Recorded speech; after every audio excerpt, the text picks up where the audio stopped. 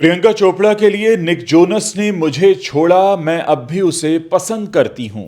Ex girlfriend Miley Cyrus के खुलासे से मचा बवाल। घर है या वृद्धाश्रम? एक यूजर ने अर्चना पूरन सिंह की नानी और दादा पर उठाया सवाल तो भड़क गईं, दिया मुंहतोड़ जवाब। अवनीत कौर की ब्रेस्ट पर कैमरा किया जूम, पेपराजी पर बुरी तरह भड़के सुयश रॉय, खूब लगाई लताड़। अल्लू अर्जुन एटली की फिल्म में दीपिका पादुकोण की हुई एंट्री, हाथ में भाला लिए करती दिखी ताबड़तोड़ एक्शन। और रजनीकांत, चिरंजीवी, एनटीआर सब बॉलीवुड के रीमेक बनाकर देवता बन गए, रामगोपाल वर्मा ने साउथ सिनेमा को दिखाया आईना।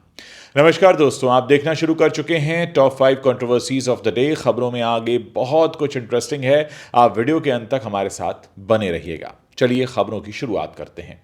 पॉप स्टार माइली साइरस कभी सिंगर निक जोनस को डेट किया करती थी, जिन्होंने बाद में प्रियंका चोपड़ा के साथ अपना घर बसा लिया। माइली साइरस ने अब एक इंटरव्यू में निक जोनस के साथ अपने रिश्ते और ब्रेकअप पर खुलकर बात की है। माइली अब समथिंग ब्यूटीफुल से कमबैक कर रही हैं। माइली साइरस ने हाल ही में एक पॉडकास्ट में अपने दिल की बात खुलकर कही।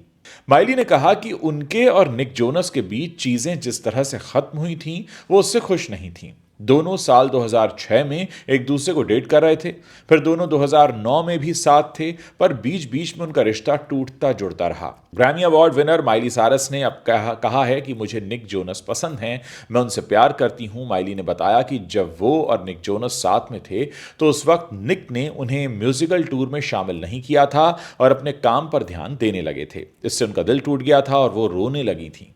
माइली को लग रहा था कि निक जोनस उनसे दूर जा रहे हैं, जबकि वो उनके साथ रहना चाहती थी। माइली साइरस के मुताबिक उन्होंने तब निक जोनस से पूछा था कि तुम मुझे क्यों छोड़ रहे हो, क्या हम साथ नहीं रह सकते? हालांकि बाद में उन्हें यह एहसास हो गया कि निक सब कुछ प्रियंका चोपड़ा के लिए कर रहे हैं।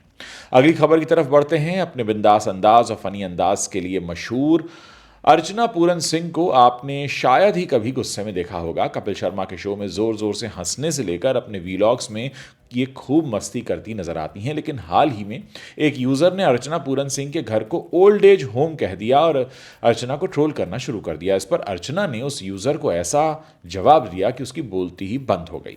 दरअसल हाल ही में एक यूजर ने अर्चना पूरन सिंह के एक सोशल मीडिया पोस्ट पर कमेंट में पूछा कि बस एकेडमिक जानकारी के लिए जानना चाहता हूं कि आपके दादू और नानी आपके साथ क्यों रह रहे हैं, क्या ये ओल्ड एज होम है? इस कमेंट पर अर्चना ने जो जवाब दिया, उसका स्क्रीनशॉट इंस्टाग्राम स्टोरी पर उन्होंने शेयर किया है। अर्चना ने उसे जवाब दिया, तुम्हारी एकेडमिक जानकारी के लिए बता दूं कि ये कोई वृद्धाश्रम नहीं है, ये एक भारतीय घर है।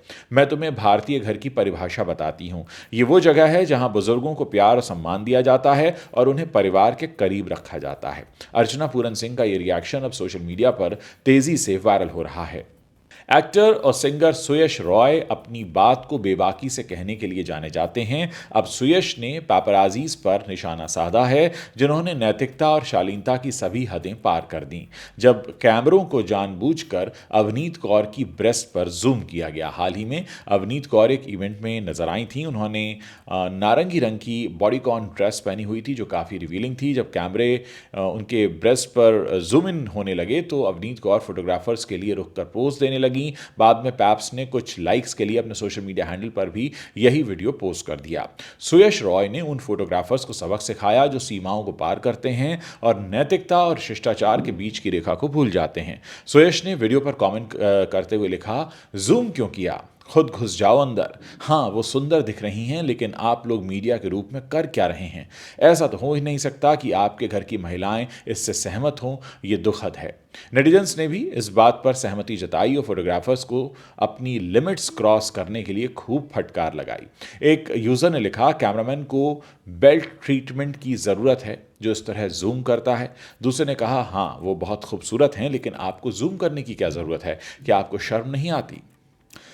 दीपिका पादुकोण की बात करते हैं। दीपिका पादुकोण भले ही अब संदीप रेड्डी वांगा की स्पिरिट का हिस्सा नहीं है, पर उनके हाथ एक बड़ा प्रोजेक्ट लग गया है। अब उनकी एंट्री अल्लू अर्जुन और एटली की नई फिल्म में हो रही है, जिसमें वो एक धमाकेदार एक्शन करती दिखाई देंगी। अभी फिल्म का नाम AA22/A6 रखा गया है और इसमें दीपिका पादुकोण की झलक दिखाई गई है। दीपिका पादुकोण ने एटली के साथ फिल्म जवान में काम किया था, जो ब्लॉकबस्टर रही थी। अब वो उनके साथ दूसरी फिल्म करने जा रही हैं। वहीं अल्लू अर्जुन के साथ दीपिका की ये पहली फिल्म होगी। इस फ्रेश पेयरिंग की केमिस्ट्री देखने का वाकई इंतजार रहेगा। मेकर्स ने दीपिका पादुकोण की कास्टिंग का ऐलान करते हुए एक धमाकेदार वीडियो शेयर किया है, जो इस वक्त सोशल मीडिया में ट्रेंड कर रहा है। इसमें दीपिका फ्यूचरिस्टिक सूट पहने हुए हैं, हाथ में भाला है और ताबड़तोड़ वो एक्शन कर रही हैं। अल्लू अर्जुन और एटली की AA22XA6 एक साई-फाई एक्शन थ्रिलर होगी और इस फिल्म की शूटिंग इसी साल शुरू होने वाली है। फिल्म के ऐलान के बाद से ही फैंस के बीच इसका ज़बरदस्त क्रेज़ है और वो इस फिल्म का बेसब्री से इंतज़ार कर रहे हैं। बीते कुछ सालों में साउथ की फिल्मों ने बॉक्स ऑफिस से लेकर दर्शकों के दिलों तक अपना डंका खूब पीटा है, जबकि बॉलीवुड एक अदद बम्पर हिट के लिए लगातार संघर्ष कर रहा है। हिंदी सिनेमा पर लगातार आरोप लग रहे हैं कि यहां नई और ओरिजिनल कहानियों पर काम नहीं हो रहा है। रीमेक्स का दौर चल रहा है। भारतीय सिनेमा में आए इसी बदलाव पर जावेद अख्तर के बाद अब फिल्म मेकर राम गोपाल वर्मा ने भी अपनी बेबाक राय रखी है। उन्होंने रजनीकांत, चिरंजीवी, एन.टी. रामाराव और राजकुमार जैसे साउथ के जो सुपरस्टार्स हैं उनका नाम लेते हुए कहा है कि इन सभी ने बॉलीवुड के रीमेक्स के दम पर ही शोहरत पाई थी। रामगोपाल वर्मा एक इंटरव्यू में बॉलीवुड के जो रीमेक का चलन है उस पर बात कर रहे थे। उन्होंने कहा, शुरुआत में पूरा साउथ सिनेमा अमिताभ बच्चन की फिल्मों का रीमेक बना रहा था। रजनीकांत, चिरंजीवी, एन.टी. रामाराव, राजकुमार और 70 और 80 के दशक की बच्चन की फिल्मों का इन्होंने खूब रीमेक बनाया।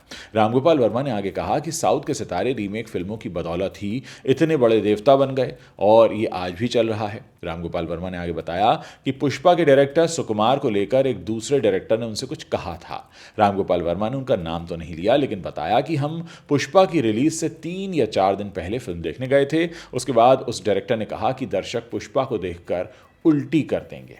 वो एक्टर का जिक्र भी नहीं कर रहे थे, वो सिर्फ किरदार के बारे में बात कर रहे थे। वैसे जानकारी के लिए आपको बता दें कि बीते दिनों ललन टॉप को दिए एक इंटरव्यू में जावेद अख्तर ने भी कुछ ऐसा ही कहा। जावेद साहब ने कहा कि बीते कुछ सालों में साउथ के हीरोज़ मशहूर हो रहे हैं, जबकि उन्हें नॉर्थ में कोई जानता तक नहीं था। बॉलीवुड वाले संघर्ष कर रहे हैं और इसकी एक बड़ी वजह यह है कि बॉलीवुड की जो नई पीढ़ी है वो अंग्रेज़ी में सोचती है और अंग्रेज़ी में ही सपने देखती है। अब अंग्रेज़ी में सपने देखने वाले हिंदी फिल्में कैसे बनाएंगे, और अगर आप अंग्रेज़ी में सपने देख रहे हैं तो आप हिंदी की ऑडियंस से कैसे कनेक्ट होंगे, यही बड़ा सवाल है जो जावेद अख्तर ने उस इंटरव्यू में उठाया था। तो दोस्तों, ये वो 5 बड़ी कंट्रोवर्शियल खबरें हैं जो इस वक्त इंटरनेट पर छाई हुई हैं। अगर आपको वीडियो पसंद आ रहा है, इसे अपने दोस्तों के साथ शेयर कीजिए। अगर आप हमें सुझाव देना चाहते हैं, जल्दी से इस वीडियो के नीचे जो कमेंट सेक्शन है वहां पर लिखना मत भूलिएगा। मुझे इंतजार रहेगा आप सभी लोगों के कमेंट्स पढ़ने का। और हाँ, जाने से पहले आप हमारे चैनल को सब्सक्राइब कर सकते हैं, ताकि जब भी हम कोई नया वीडियो पोस्ट करें उसकी जानकारी आप तक तुरंत पहुँच सके।